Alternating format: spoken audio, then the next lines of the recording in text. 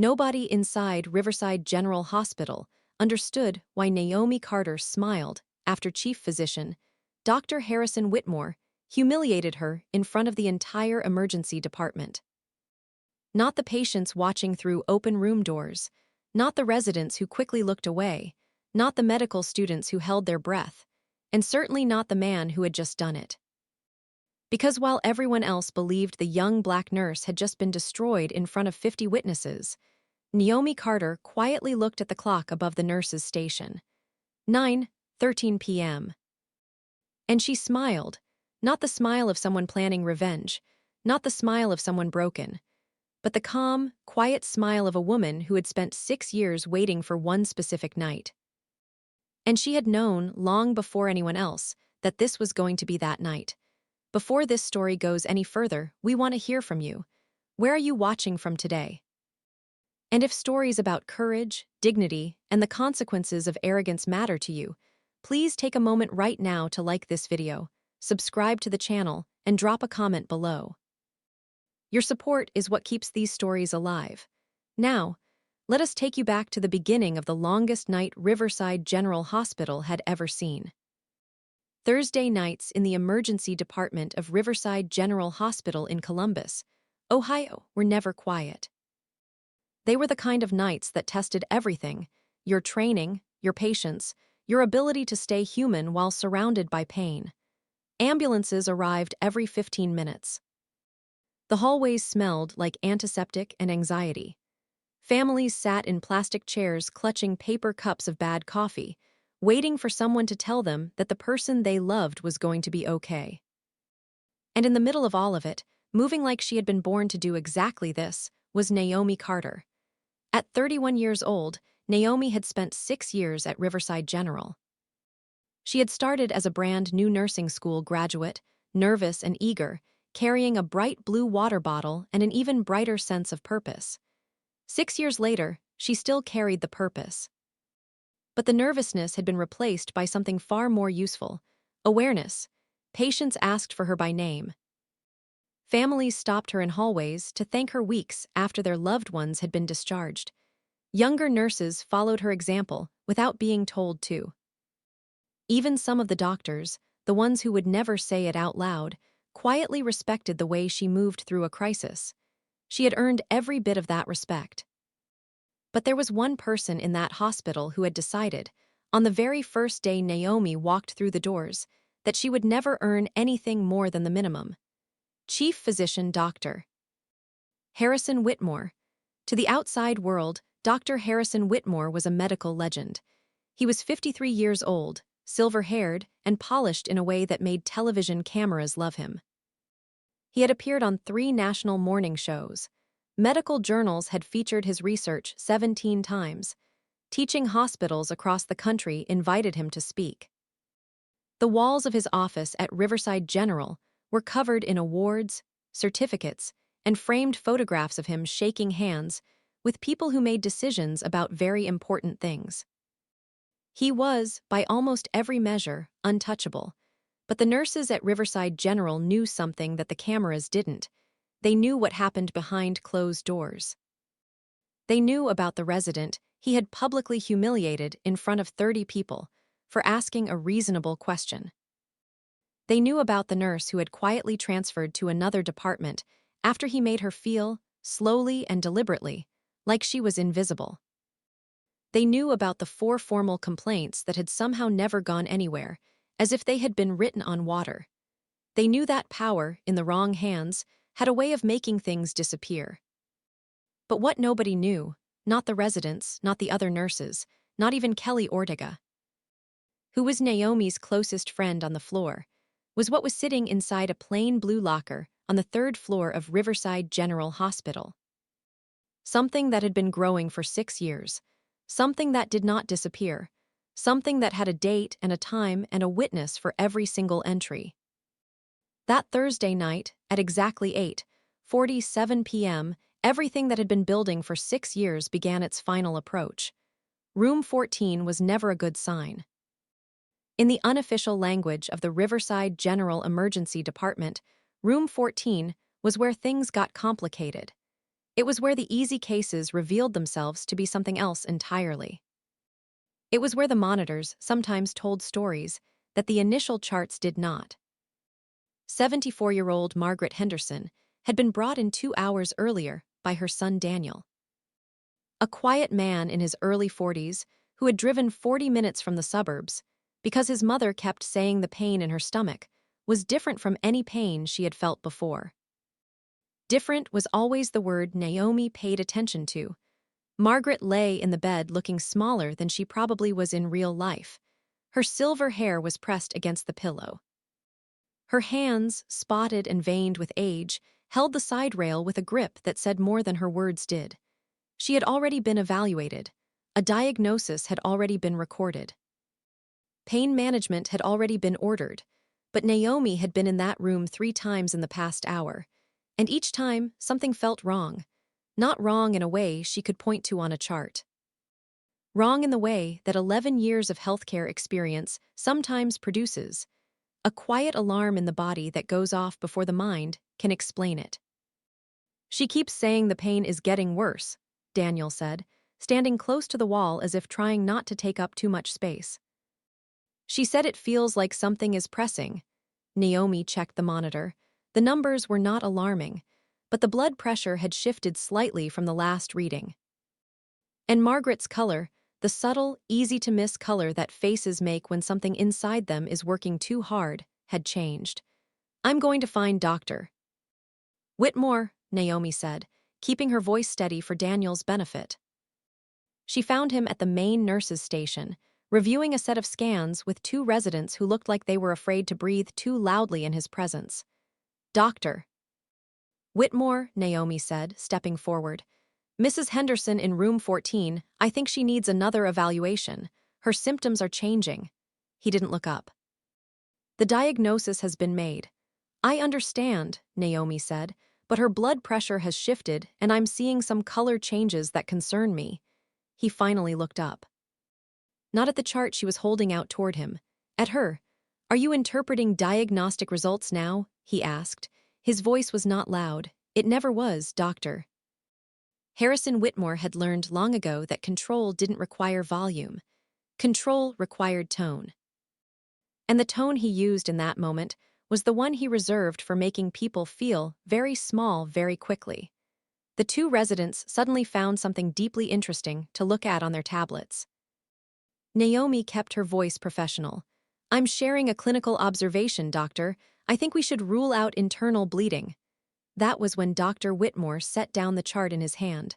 Slowly. Deliberately, in the way that someone does when they want everyone watching to understand that they are about to make a point. "Do you know how long I have been practicing medicine?" he said. Naomi didn't answer. 22 years, he continued. 22 years. And in 22 years, I have not once needed a nurse to tell me how to evaluate a patient. The nurse's station had gone quiet. 3 people had stopped typing. "This patient has been evaluated," he said. "The plan is in place. Your job is to follow it." Naomi stood very still. "I hear you," she said carefully. "I'm only asking for her safety." And then Dr. Harrison Whitmore did something that every person standing within earshot would remember for the rest of their careers. He looked directly at her, and said, quietly and clearly, "You people always think you know more than you do." The words landed like something physical. Nobody moved. Nobody spoke. Even the background noise of the emergency department seemed to pull back slightly, as if the building itself was holding its breath. "You people," 2 words. But everyone who heard them understood exactly what they meant. Everyone. Naomi's expression did not change. Not a flinch. Not a flash of anger. Not even the slight tightening around the eyes that most people couldn't control in moments like that. She simply looked at him. And then she said, quietly, "I'll go check on my patient," and she turned and walked back toward room 14. Behind her, she could feel the stares of every person at that nurse's station, following her down the hallway. She could feel the discomfort in the air, the way silence after cruelty always has a texture to it. But she didn't stop. She didn't cry. She didn't shake. Because Naomi Carter had learned something years ago. in the first month of working at Riverside General, when she had been new and uncertain, and had made the mistake of showing that his words affected her. She had learned that people like Dr. Harrison Whitmore fed on visible pain, so she had taught herself not to show it. She had taught herself something else, too. She had taught herself to write things down. The alarm from room 14 went off at 9:02 p.m., not a small alarm, not the kind that signals a minor adjustment needed. The kind that makes everyone on the floor turn their heads at the same moment. Naomi was already moving before the sound fully registered. She pushed through the door to find Margaret Henderson's face twisted in pain, her breathing shallow and fast, her grip on the side rail so tight her knuckles had gone pale. Daniel was standing against the wall with the expression of a man who had been trying to stay calm for 2 hours and had just run out of calm. "She can't breathe properly," he said. "Something is wrong. Something is really wrong." Naomi was already at the monitor. The numbers told the story that the earlier numbers had only hinted at. She hit the call button without hesitation. "I need Dr. Whitmore in room 14. Now." When he arrived 90 seconds later, his irritation was visible before he even crossed the threshold. "What is this?" he said. Naomi pointed at the monitor. "Her pressure has dropped significantly. Her breathing is compromised. I need to request emergency imaging." He barely glanced at the screen. "She's anxious," he said. "Adjust the oxygen and page me if the numbers change materially." He was already turning to leave. "Doctor," Naomi's voice was still calm, still professional, but something in it stopped him. "I am asking you to look at this patient." He turned back slowly. The room felt very small. "Are you telling me how to do my job?" he said. "I am asking you to look at her," Naomi repeated. Daniel stepped forward. "Please, she's my mother, please just look at her." Something in the room shifted.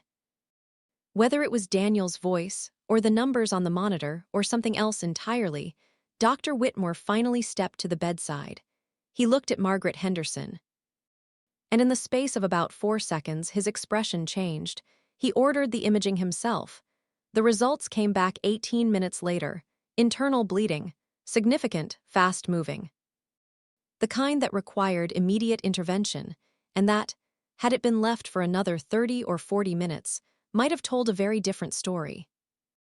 The room was completely silent when the results appeared on the screen. Daniel pressed both hands over his mouth. 2 residents stared at the floor. A nurse near the door closed her eyes briefly. And Dr. Harrison Whitmore stood very still, looking at the scan, with an expression that Naomi had never seen on his face before. Not humility, not quite. But something close to the first moment before humility arrives. That terrible instant, when a person realizes that the story they have been telling themselves does not match the evidence in front of them. "Begin the protocol," he said quietly. The room moved into action. Later, after Margaret Henderson had been stabilized and moved to surgical prep, Daniel found Naomi in the hallway. His eyes were red. His hands were still shaking slightly. "You saved her life," he said. "You, not him, you." Naomi shook her head gently. "The team." "No," Daniel's voice was firm. "I was there. I heard what he said to you. I heard those words." He paused. "I'm going to make sure people know what happened in that room tonight." Naomi looked at him quietly. "Rest with your mother," she said. "That's what matters right now." But Daniel Henderson was already pulling out his phone. And from somewhere down the hall, Dr. Harrison Whitmore had watched the exchange. And for the first time in a very long time, something that felt uncomfortably like fear had begun to move through him. By 9:30 p.m., those 2 words had traveled through the entire emergency department. "You people." In hospitals, information moves the way water does, finding every crack, every gap, every place where walls don't quite meet. And words like those, spoken in front of witnesses in a professional space, do not stay where they were said. Nurse Kelly Ortega found Naomi near the medication station. "Are you okay?" she asked quietly. "I'm fine," Naomi said. "Naomi." Kelly stepped closer, lowering her voice. "He said you people, in front of everyone." "You don't have to pretend that's fine." Naomi set down the chart she was holding and looked at her friend. "I know what he said," she replied. "I also know I've been writing things down for 6 years." Kelly blinked. "What do you mean?" Naomi didn't answer right away. She picked the chart back up and made a notation. Then she said very quietly, "I mean this was not the first time." Kelly stared at her. "How many times, Naomi?" Naomi finished writing. "Enough," she said. "It was not the first time, Doctor." Harrison Whitmore had used language that made the air change. It was not the first time he had looked at Naomi Carter, specifically, deliberately, with full awareness of what he was doing, and reminded her, in front of witnesses, that he saw her a certain way. The first time had been 6 years ago. 3 weeks into her first position at Riverside General, she had flagged a concern about medication dosage, and he had told her, in front of a group of residents, that nurses who overreached their scope of practice were a liability to everyone around them. He had looked at her the entire time he said it, though her concern, she later found out, had been completely correct. She had gone home that night and opened a document on her laptop. She had written down the date, the time, the location, and every word. She had thought she was just processing, just getting it out. Just doing what her mother had always told her to do when something felt wrong. Write it down, baby, because your memory is human but paper doesn't forget. But then it happened again, and again. And Naomi kept writing. Dates, times, specific language, witnesses, patient outcomes, whether the concern she had raised had been validated by subsequent events. She was never emotional in her documentation. She was never exaggerated or dramatic. She wrote the way she worked, precisely, without unnecessary decoration, focused only on what could be verified.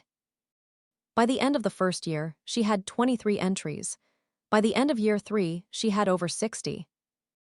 And by that Thursday night, the document stored in the encrypted folder on her personal phone, backed up in 3 separate places, contained 141 entries. 141 moments that Dr. Harrison Whitmore had forgotten, that Naomi Carter had not. At 10:00 p.m., Naomi took her scheduled break. She walked to the 3rd floor, not the break room, not the cafeteria, but to a quiet corridor near the staff storage area where a row of personal lockers stood against the wall. Hers was number 34. Plain blue, the kind with a combination lock that felt slightly stiff when you turned it in a certain direction. She opened it. Inside, behind her jacket and an extra pair of shoes, was a small gray fireproof box. She lifted it out, set it on the bench beside her, and opened it with a small key she kept on her ID lanyard, hidden behind her hospital badge. Inside the box were 2 things: a USB drive and a sealed envelope marked with a date from 4 months earlier. She did not open the envelope. She had already read it. She knew what it said. She simply looked at them both for a moment. Then she placed them back in the box, locked it, and put it back in her locker. She had started the USB drive 2 years into her documentation when a colleague named Dr. Priya Akeffer, a researcher studying systemic bias in hospital settings, had approached her after a departmental meeting. Dr. Akeffer had noticed something in the patterns of how certain staff members were treated. She had asked carefully, quietly, professionally, if anyone had consistent records of specific interactions. Naomi had gone home that night and thought about it for 3 days. Then she had made a copy of her documentation, organized it by date and incident type, and given it to Dr. Akeffer under a formal research participation agreement. She had told no one, not Kelly, not her mother, not the union representative she had once briefly considered calling. Because she had learned something important about systems like the one she worked inside. Evidence meant nothing if it was announced before it was complete. It meant everything when it arrived quietly, fully formed, and impossible to dismiss. And now, 4 months ago, Dr. Akeffer had sent her a sealed letter. The research was complete.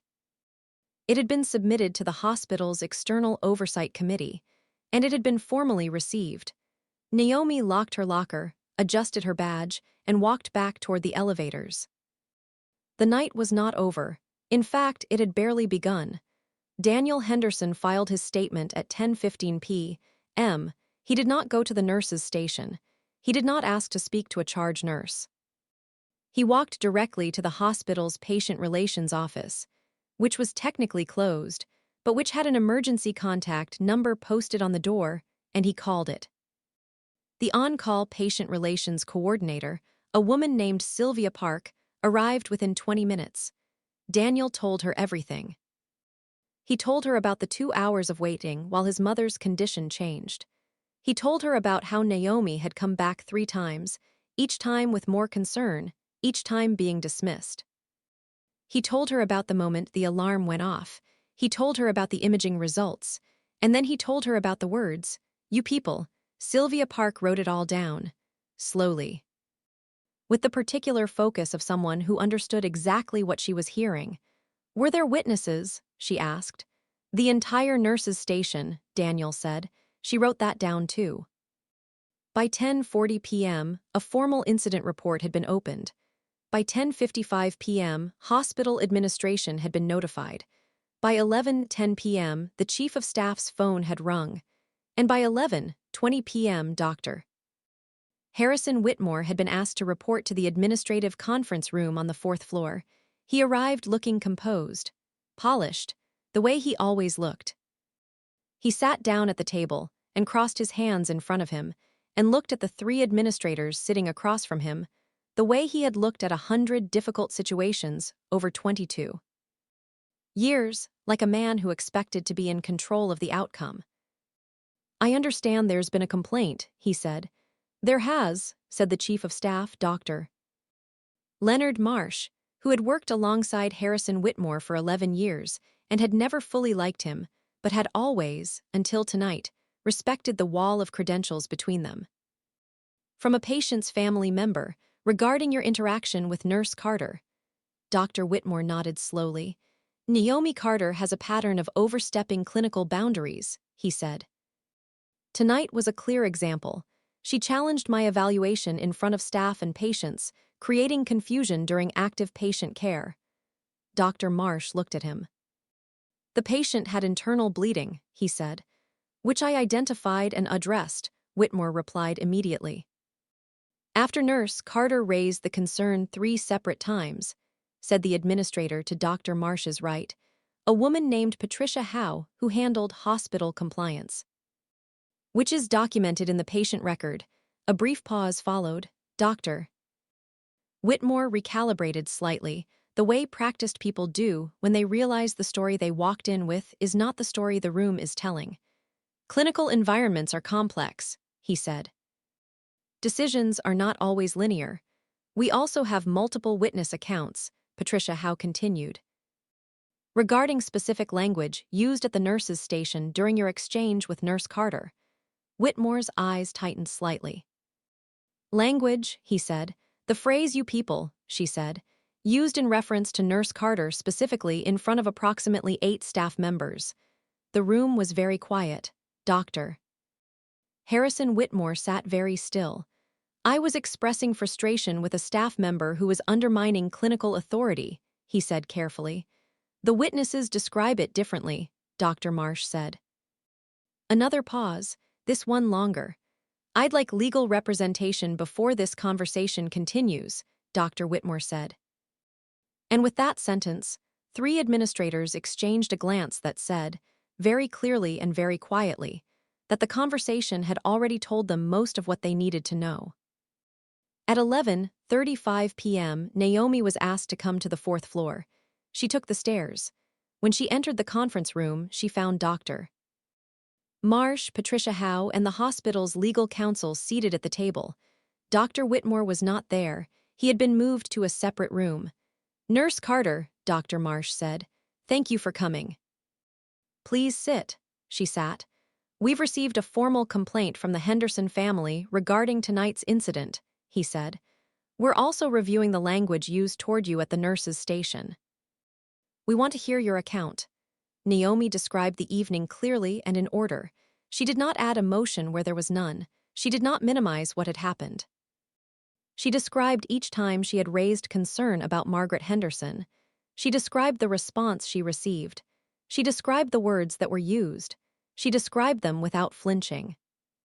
When she finished, Patricia Howe leaned forward. "Nurse Carter," she said carefully, "are you aware that this is not the first formal inquiry that has touched on Dr. Whitmore's conduct toward nursing staff?" Naomi looked at her. "I'm aware that previous concerns have been raised," she said. "I'm not aware of the outcomes." Dr. Marsh nodded. "Historically," he said slowly, "those concerns have not resulted in formal action." Naomi held his gaze. "I know," she said, a pause. "I also know," she continued, "that I have documentation." The legal counsel looked up from her notes. "What kind of documentation?" she asked, and this was the moment. 6 years of early mornings, and late nights, and quiet entries made in parking lots and break rooms, and the front seat of her car. 6 years of dates and times and words and witnesses. 6 years of choosing to write things down, instead of letting them dissolve into the air, where no one could ever point to them. "I have 141 documented entries," Naomi said, "spanning 6 years. Each one includes the date, time, location, specific language used, witnesses present, and where applicable patient outcome data connected to the interaction." The room was completely still. "Additionally," she said, "I have been a documented participant in an external research study on systemic bias in hospital environments, conducted by Dr. Priya Akaffer of the Midwest Healthcare Equity Research Institute. My documentation was provided to that study under a formal participation agreement. The study was completed and submitted to your External Oversight Committee 4 months ago." The legal counsel set down her pen. Dr. Marsh sat back in his chair. Patricia Howe looked at the legal counsel. The legal counsel looked at Dr. Marsh. And in the silence that followed, something shifted in that room that had nothing to do with the air conditioning or the fluorescent lights or the late hour. Something structural shifted. Something permanent. "The study has been received by the Oversight Committee," the legal counsel said, almost to herself, flipping through a folder. "Yes, 4 months ago." She paused. "We received it. It was flagged for review." "Flagged," Naomi said quietly. "It was placed in the review queue," the legal counsel said, and something in her tone suggested she understood exactly what that meant and exactly how it sounded. Dr. Marsh looked at Naomi directly. "Why didn't you come forward sooner?" he asked. Naomi considered the question. "Because every time someone came forward before me," she said, "nothing happened. And their careers became very difficult afterward." She paused. "I wanted to make sure that when I came forward, it would be impossible to dismiss." The silence that followed that sentence was the kind that happens when a room full of intelligent people are confronted with the truth and cannot find a single thing to say that improves upon it. By 1:00 a.m., the hospital's External Oversight Committee had been formally notified. By 1:30 a.m., Dr.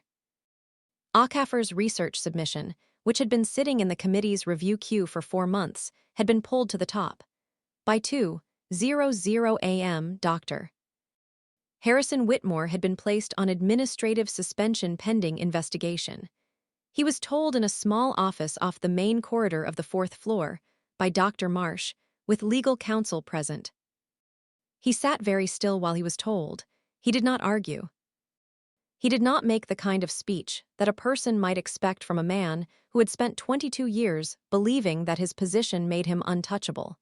He simply sat there.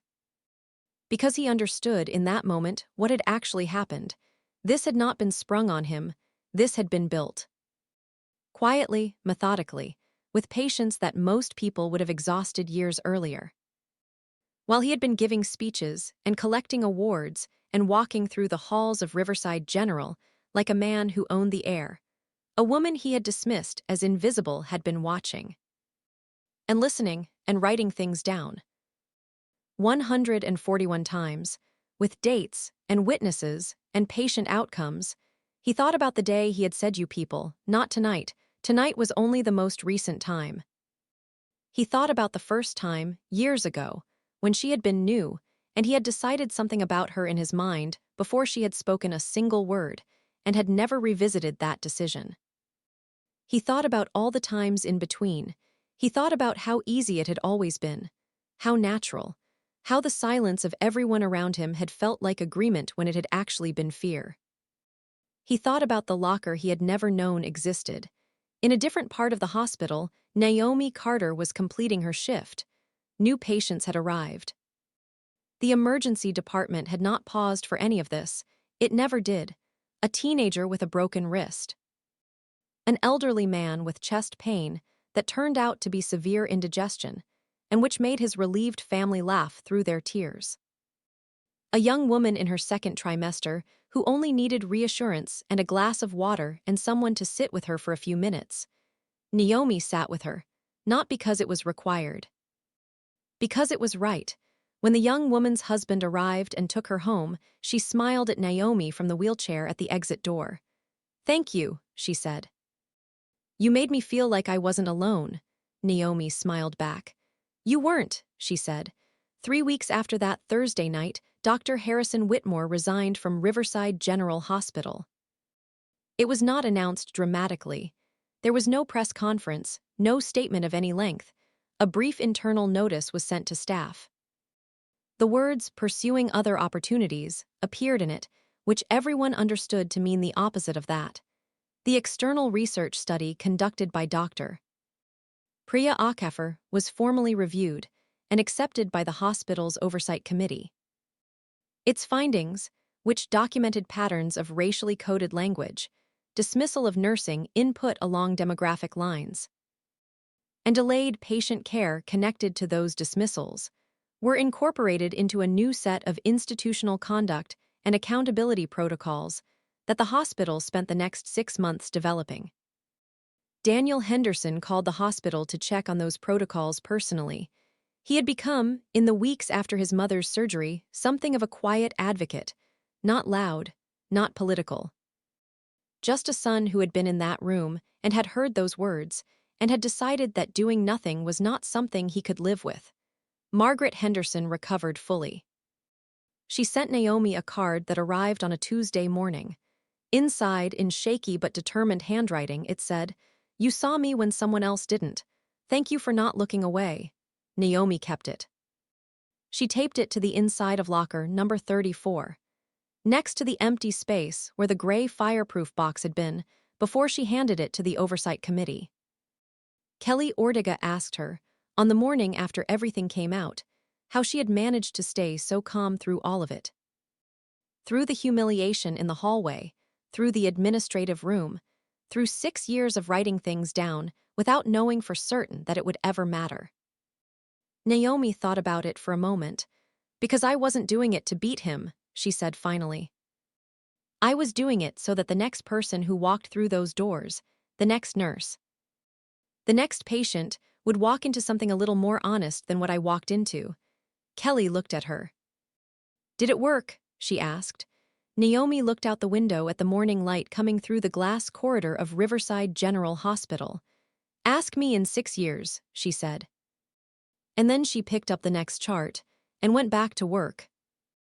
If this story moved you, if you've ever been in a room where someone used their power to make you feel invisible, or if you've ever watched it happen to someone else and wished you had done something, we want to hear from you. Drop a comment right now. Tell us, have you ever seen someone stay silent for so long that when they finally spoke, it changed everything?